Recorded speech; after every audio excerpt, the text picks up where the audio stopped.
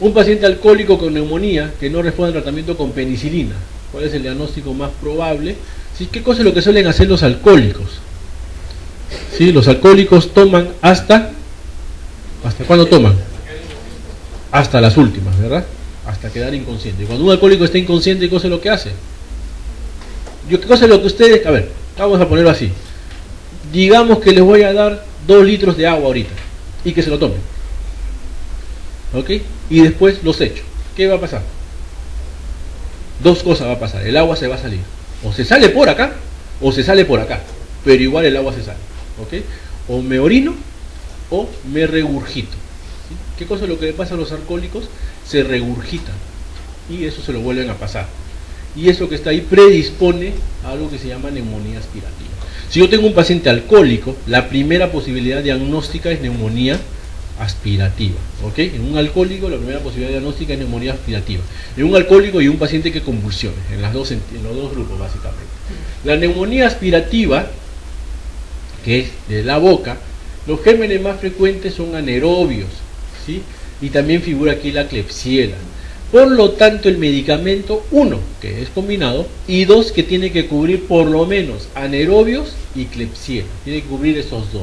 ¿Sí? Entonces, ¿qué cosa es lo que se prefiere? Sí, bueno, este que está acá es una neumonía aspirativa intrahospitalaria, ¿eh? Porque si fuera una neumonía aspirativa extrahospitalaria, bastaría con ceftriaxona y clindamicina.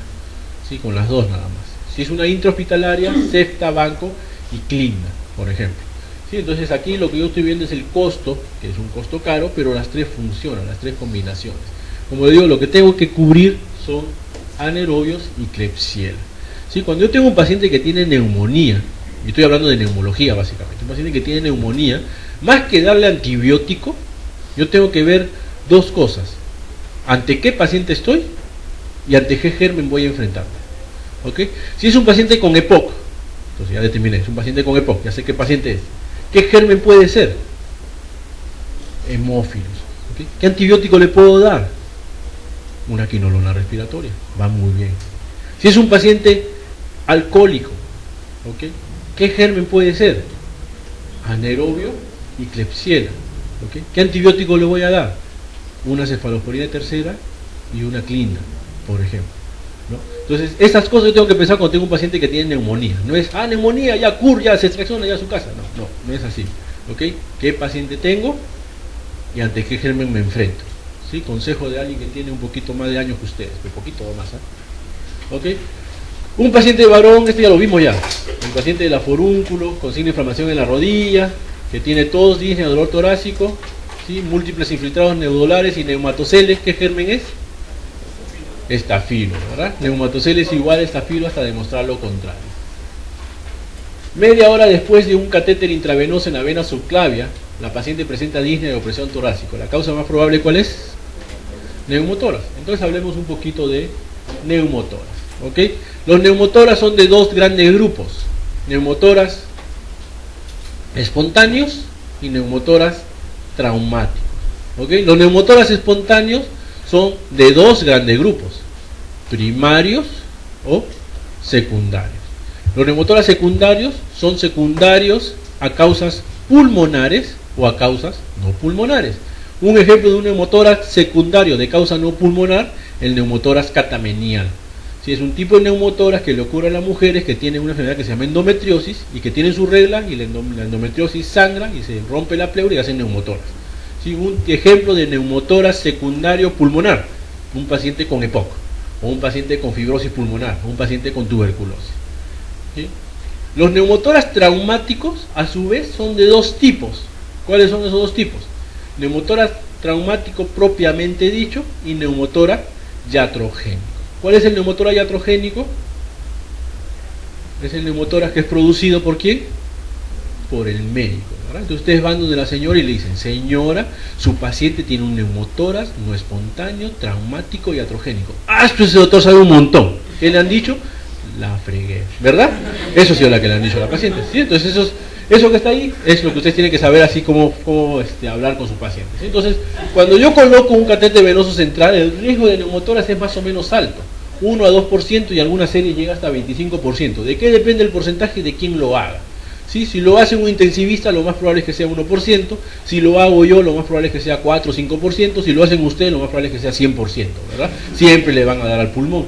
Entonces eso que está ahí es el problema del colocar un catéter venoso central, ¿sí? Por eso siempre que un intensivista coloca un catéter venoso central, siempre pide su radiografía de tórax control, siempre, o sea, no hay excepción, ¿ya? ¿Por qué? Porque hay riesgo de que le dé al pulmón. Cuando nosotros hacemos toracocentesis, nunca pedimos radiografía de control, porque nuestra aguja es más delgadita. Cuando hace una toracocentesis un interno, ahí sí se pide radiografía de control. Entonces, si van a hacer una toracocentesis es así, ¿ok? Con la aguja delgadita, así le den al pulmón, no hay neumotórax. ¿Sí? Las agujas del catéter venoso central son gruesas, son calibre 12, 16, ¿sí? Entonces el riesgo de darle al pulmón y hacer neumotórax es bien alto. ¿Sí? Estos son los efectos secundarios de los fármacos antituberculosos. ¿Sí? Neuritis óptica es culpable de etambutol, ¿sí? Daño hepático, rifampicina y piracinamida. ¿Sí? Piracinamida también da bastante daño hepático, isoniazida también. Neuritis periférica, isoniazida. Nefrotoxicidad, estrepto, rifampicina también pónganla aquí por favor. ¿Sí? Nefrotoxicidad es estrepto y rifampicina. ¿Sí? Daño hepático, rifampicina, isoniazida y piracinamida. Hiperuricemia, piracinamida. ¿Ok? Este es el paciente varón de 15 años con antecedente de asma, en tratamiento irregular con salbutamol. ¿Cuál es el tratamiento de un asma? Corticoide inhalado. ¿Okay? Aquí es un asma maltratado. ¿Sí? Que acude con procoespasmo, que pesa 60 kilos, frecuencia respiratoria 36, saturación 90, flujometría 50%, sibilantes y roncantes. ¿Cuál es el tratamiento a seguir? ¿Sí? ¿Qué es lo que no le van a dar? ¿Qué es lo que le tienen que dar obligado? Tratamiento aliviador. ¿Cuál es el tratamiento aliviador? Un beta 2 de acción corta y un antiinflamatorio sistémico. ¿Okay? ¿Cuál es el antiinflamatorio sistémico? Prednisona, metilprednisolona o hidrocortisona. ¿Cuál es el beta 2? Salbutamol o fenoterol. ¿Okay? Esta es la respuesta acá. ¿Dexametasona está en la lista? No. ¿Okay? ¿Budesonida se puede dar? Tampoco.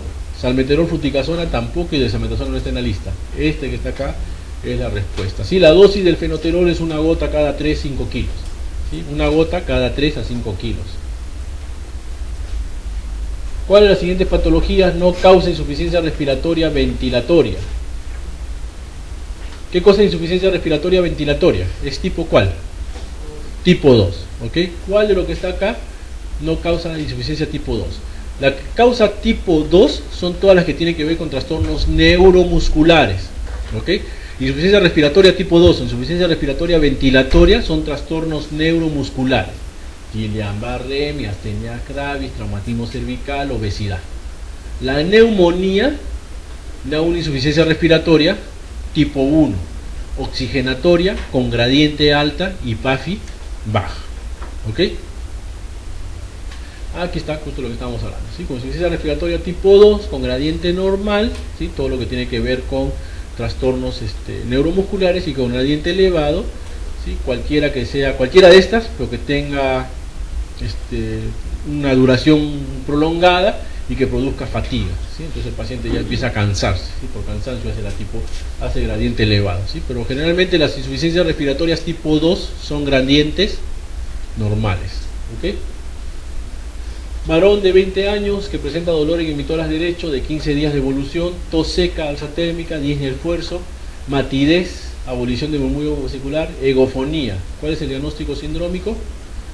Es un síndrome pleural. ¿Okay? ¿Qué cosa es la egofonía? ¿Qué cosa es la egofonía? La voz de cabra. ¿Sí? Es un trastorno auscultatorio de la voz, es la egofonía. ¿Sí? La voz de cabra. Eso es característico de un síndrome pleural. Entonces, cuando yo tengo un síndrome pleural, lo que voy a tener es un abovedamiento, una elevación unilateral de la caja torácica con una disminución de la amplitud. Mi paciente no va a mover la caja torácica porque ahí hay líquido que no permite que el pulmón se expanda. A la palpación, la palpación va a estar disminuida y las vibraciones vocales van a estar abolidas. ¿Sí? Porque, como le dije hace un momento, hay una distancia entre el pulmón y la caja torácica. A la percusión va a haber matidez porque va a ser un vaso lleno de agua. y esta mastitis va a ser desplazable, y el murmullo vesicular va a estar disminuido, abolido, con un frote pleural, ¿sí? Que es como raspar un zapato de cuero, y un soplo pleural o soplo en E, y presencia de egofonía, que es voz nasal, temblorosa, voz de cabra, y también puede haber pectoriloquia áfona, ¿sí? El paciente me dice 33 y yo voy a escuchar muy bajito, 33. ¿Ok? Joven con cuadro neumónico y opacidad basal en la radiografía de tórax. ¿Cuál es el agente etiológico más probable? ¿Cuál es el diagnóstico? ¿Cuál es el diagnóstico? Neumonía. ¿Cuál es el más frecuente de una neumonía? Neumococo. ¿Okay? El neumococo es el germen más frecuente en una neumonía. Clínicamente daba algo que antes se llamaba esputo enrumboso, ¿sí? Es el esputo medio naranja, ¿sí? Que puede dar en cualquier tipo de paciente, pero básicamente da en el paciente post-influenza y en el paciente post-esplenectomía. Todo paciente que haya sido sometido a una esplenectomía requiere vacuna contra neumococo, y en la imagen lo que veo es un consolidado clásico. ¿Este consolidado está atrás o adelante? ¿Es anterior o posterior? ¿Veo la silueta cardíaca? No lo veo, ¿verdad? Se ha borrado. ¿Dónde está? Adelante. ¿Ok? Esto que está acá es anterior, ¿sí? Porque la silueta cardíaca se ha borrado, no la veo, ¿sí? Es un consolidado anterior. ¿Ok? Klebsiella es el otro germen más frecuente en neumonía, ¿sí? Generalmente lo vemos en pacientes con EPOC y en pacientes alcohólicos. El esputo es en jarabe de grosella, es como una gelatina. Si han comido gelatina de fresa, ¿sí? Así igualito. Cada vez que coman gelatina de fresa, y acuérdense por favor del esputo en rosella de la Klebsiella, ¿sí? A partir de ahora. ¿Está bien? Y en las imágenes es la clásica en radiografía de tórax que nosotros llamamos neumonía pesada, ¿sí? La cisura es así, ¿verdad? Si tengo una neumonía en el lóbulo superior y la cisura se me ha encurvado, se me ha hecho un abovedamiento, eso es lo más probable, así como esta que está acá, ¿sí? La cisura se me ha encurvado. Esto que está acá es una que le llaman neumonía pesada, el germen más frecuente, Klebsiella, ¿sí? Es un diagnóstico etiológico en base a la radiografía de tórax. Sí, utilidad de eso, casi nada, ¿sí? Pero para que lo tengan presente. Tengo una neumonía con un abovedamiento de la cisura, es una neumonía pesada, es una neumonía por Klebsiella, ¿sí? Acá no leo nada. Bueno, creo que es algo con agudeza visual, ¿verdad? Por eso no vemos nada, ¿sí? Y pérdida de discriminación entre el color rojo y verde. ¿Cómo se llama esa enfermedad? Neuritis óptica. Disminución de la agudeza visual y pérdida de la visión entre rojo y verde, neuritis óptica. ¿Cuál es el germen más el fármaco más frecuente? El tambutol, ¿verdad? ¿Cuántos casos de tambutol yo he visto que hagan neuritis óptica? Ninguno, ¿sí? Y a los pacientes que son MDR le damos 2 años de tambutol, ¿eh? Y ningún caso de neuritis óptica. Paciente varón de 60 años que al examen presenta estertores en la parte superior de mi tórax izquierdo, y a la broncoscopía se hallan bacilos ácido alcohol resistente. ¿Qué terapia le van a dar? ¿Cuál es la respuesta? A ver, A, B, C, D, E, A, ¿verdad? O esquema 1, ¿sí? Paciente de 30 años que presenta tos, disnea, cianosis, que presenta presión de 70-50, frecuencia cardíaca 380, saturación de oxígeno 75. En el hemitórax izquierdo, hipersonoro, ausencia de murmullo vesicular.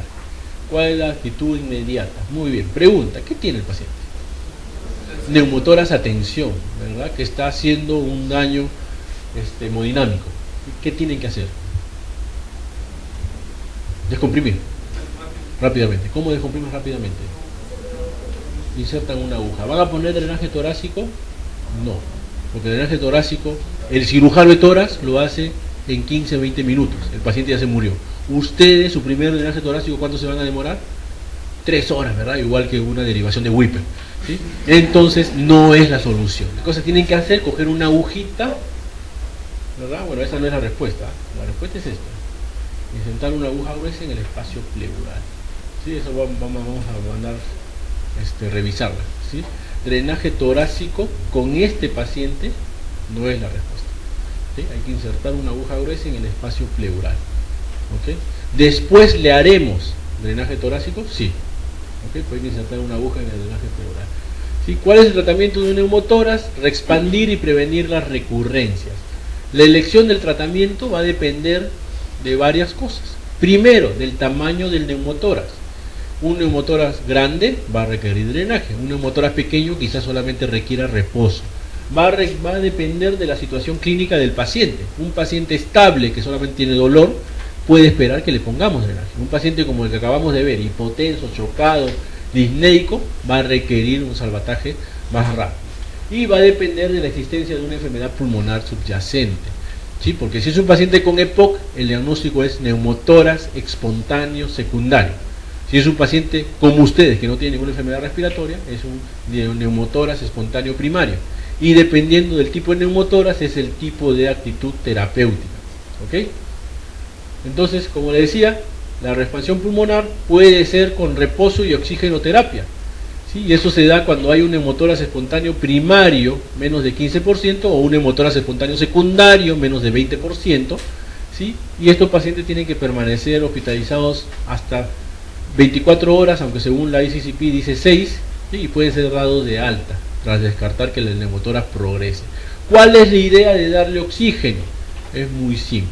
¿Sí? En el aire ambiente, ¿cuánto es el oxígeno que nosotros respiramos? ¿Qué porcentaje? 21%, ¿verdad? 20.9 para ser más exactos. ¿Sí? ¿El resto qué cosa es? CO2, nitrógeno. ¿Cuál es el más frecuente? Nitrógeno. El nitrógeno es casi el 70%. Ese aire que está afuera es el mismo que está dentro de mi alveolo. Y el nitrógeno corresponde casi al 70%. Cuando yo le doy oxígeno al paciente por un neumotórax, ya sea en cánula, en máscara, en lo que ustedes quieran, le doy oxígeno suplementario, le estoy metiendo más oxígeno que nitrógeno. Entonces dentro del alveolo va a ocurrir algo que se llama lavar nitrógeno. Saco el nitrógeno para que entre más oxígeno. El nitrógeno sirve para mantener el surfactante. Si yo le saco el nitrógeno, ¿qué pasa con el surfactante? Se empieza a dañar. Y si yo tengo un alveolo que no tiene surfactante, ¿qué le va a pasar a ese alveolo? Se colapsa. ¿Cuál es la parte más oxigenada del pulmón? El ápice. Cuando tengo un neumotórax espontáneo primario, lo más probable es que haya pequeñas bulitas en los ápices. Cuando yo le pongo oxígeno a mi paciente, se va a ir a la parte más oxigenada por defecto. ¿Y qué alveolos se van a colapsar más frecuentes? Los de los ápices. Por lo tanto, la bulita se colapsa y mi neumotórax empieza a resolver. ¿Sí? Esa es la explicación de por qué yo doy oxígeno y reposo en este grupo de pacientes. En cambio, si tengo un neumotórax que es de pequeño... bueno, acá también voy a dar oxígeno también. Neumotórax espontáneo secundario, asintomático, también doy oxígeno.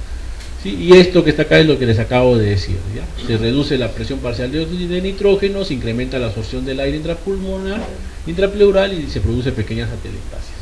Si es que tengo un neumotórax espontáneo primario más de 15%, o si es que tengo un neumotórax espontáneo secundario más de 20%, o si es que tengo un neumotórax, independientemente del tamaño, sintomático, mi paciente viene por dolor, viene por dinia, viene por lo que sea, tengo que colocarle aspiración simple o tubo de drenaje, ¿sí?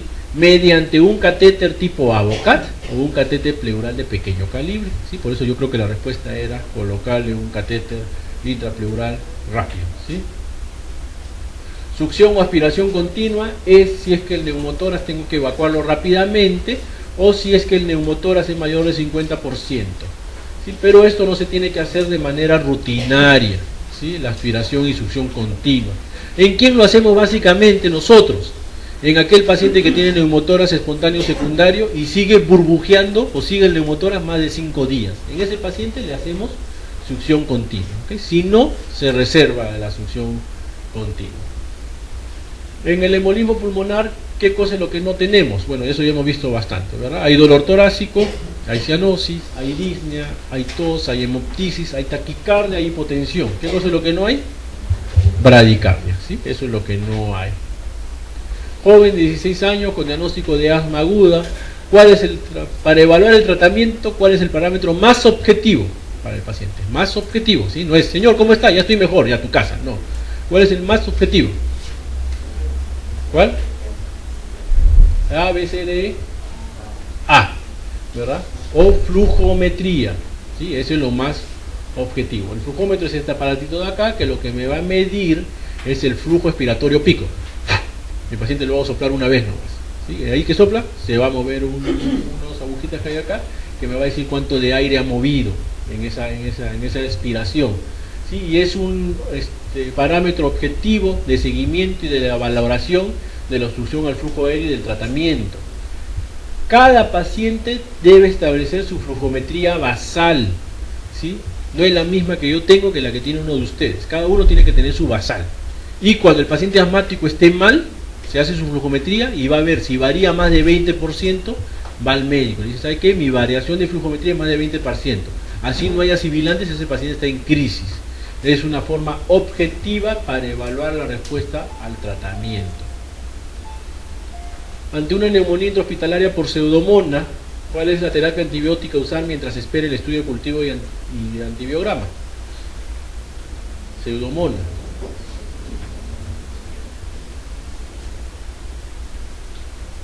A, B, C, D, E.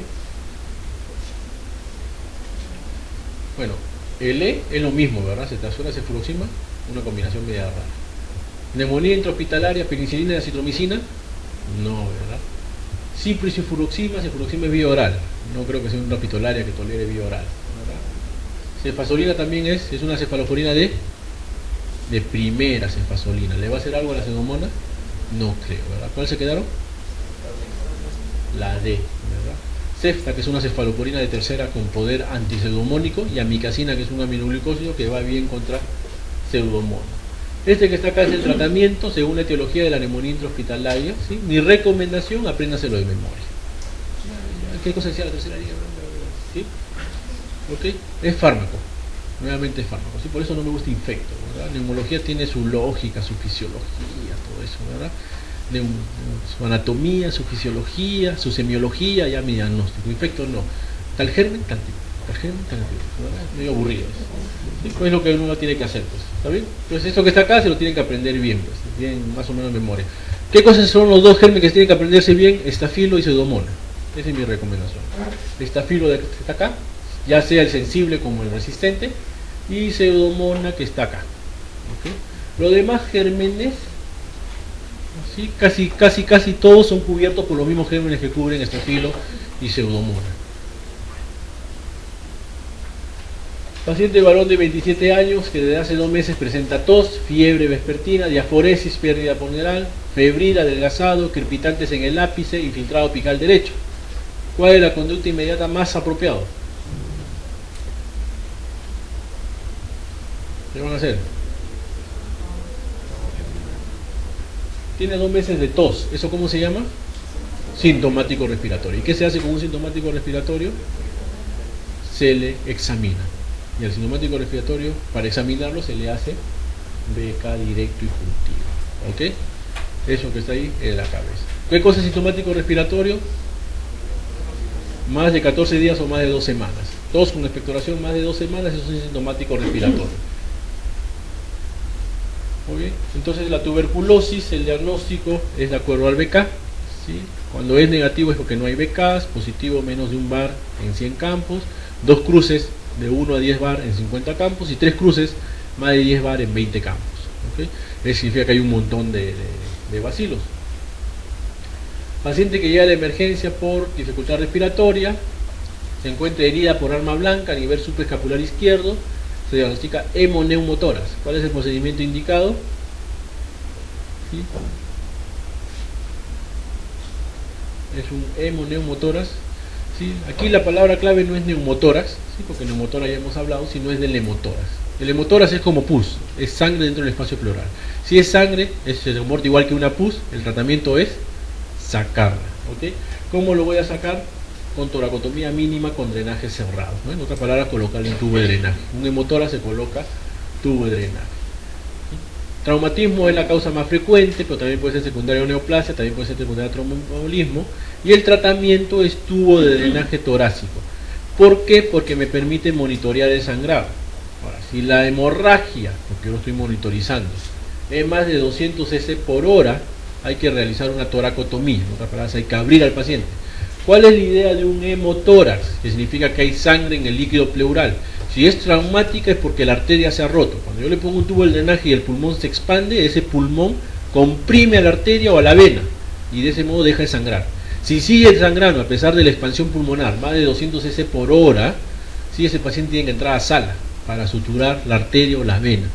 ¿Okay? Ese es el de tratamiento de un hemotórax, líquido hemático con hematocrito más del 50%. ¿Sí? Entonces algo nuevo que para aprenderse también, ¿verdad?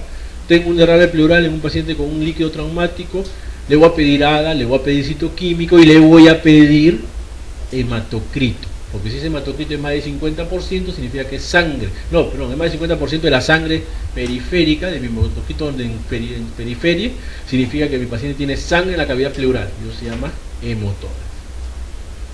Muy bien. Varón de 22 años que desde hace 2 meses se encuentra en tratamiento con esquema 1, con evolución clínica radiológica favorable y vaciloscopía positiva primer y segundo mes. ¿Cuál es la conducta más adecuada? Okay, es un paciente que está yendo bien desde el punto de vista clínico radiológico. El problema es el BK, que sigue siendo positivo. Como el BK sigue siendo positivo, ¿sí? ¿Qué cosa es lo que debemos hacer? Lo primerito, ¿lo BK positivo significa que el bacilo está vivo? No, solamente significa que el bacilo está siendo expulsado. No significa que estamos expulsando bacilos vivos. Por lo tanto, lo que hay que hacer es esto: continuar el tratamiento y solicitar un cultivo. ¿Ok? Y estamos asumiendo que el paciente es un paciente sensible al esquema 1, ¿sí? Porque si fuera un MDR hay que cambiarle todo. Ahora estamos asumiendo que es un paciente sensible al esquema 1. ¿Ok? Entonces hay que continuar el tratamiento y solicitar cultivo. Si sigue saliendo positivo y los cultivos son negativos, ¿qué cosa tenemos que hacer? Prolongar la segunda fase para evitar que mi paciente recaiga, como hemos conversado hace un momento. ¿Sí? Entonces, ¿cuándo prolongo la segunda fase? En pacientes pansensibles, sin factores de riesgo de MDR, cuando hay enfermedad pulmonar extensa, cuando hay una cavidad más de 4 centímetros al final de la primera fase, o cuando el paciente sigue siendo positivo al final de la primera fase, con buena evolución radiológica y clínica. Sí, en esos casos yo prolongo la segunda fase. ¿Para qué? Para evitar que mi paciente recaiga. Muy bien. En el paciente que es antes tratado, le debo solicitar siempre prueba de sensibilidad. Y si esta prueba de sensibilidad me sale que mi paciente es sensible, le debo dar un esquema 1. Y si me sale que mi paciente es resistente, le tengo que dar un esquema de acuerdo a su prueba de sensibilidad. Eso ya me encargo yo, eso ya es trabajo de neumólogo. En los pacientes multitratados, ¿sí? Que tienen más de 2 recaídas, más de 2 abandonos, más de 2 fracasos, ¿sí? Siempre tienen que hacerle prueba de sensibilidad. Entonces, ¿qué cosas tienen que grabar en la cabeza? Paciente, para hacer el diagnóstico de tuberculosis, le tengo que pedir BK, cultivo y prueba de sensibilidad. Las 3 cosas, siempre. Si el último episodio fue hace más de 2 años, esquema 1 hasta tener prueba de sensibilidad. Si el último episodio fue hace menos de 2 años, esquema estandarizado para TMDR hasta tener prueba de sensibilidad. ¿Por qué 2 años? Porque ya, como le mencioné hace un momento, 2 años es el punto de corte para decir que mi bacilo ya se murió o no se murió. ¿Sí? Entonces, si mi paciente ha recaído y ha pasado menos de 2 años, quiere decir que es el mismo germen, y lo más probable es que ese germen sea resistente. ¿Sí? Entonces, por eso le damos esquema de MDR. Si ya pasó más de 2 años, es porque lo más probable es que sea un nuevo germen. Por lo tanto, le podemos dar esquema 1. El esquema estandarizado es este que está acá, en donde la cipro, bueno, aquí dice que seguirá reemplazando, ya se reemplazó por si acaso, ya, ahorita se da levo, ¿sí? Cana, levo, pira, etambutol, etionamida y cicloserina. ¿Sí? Ese que está acá es el esquema estandarizado. ¿Cuánto tiempo dura el esquema estandarizado? 18 meses, mínimo, 24 meses máximo. Los inyectables pueden ser intramusculares o endovenoso, diario de 2 a 4 meses, interdiario hasta por lo menos 3 cultivos mensuales negativos consecutivos, y de ahí se suspende. ¿Sí? Esa es la forma como damos nosotros un tratamiento de MDR. ¿Sí? Inyectable diario 4 meses, de ahí interdiario hasta tener 3 cultivos, y de ahí se le suspende el tratamiento hasta que el paciente llegue a 8 meses de tratamiento cronológico. ¿Cuál es el tratamiento de elección en una neumonía de la comunidad? A, B, C, D, E, B. Asumimos que al paciente lo vamos a hospitalizar, ¿verdad? Una cefalosporina de tercera más macrolide.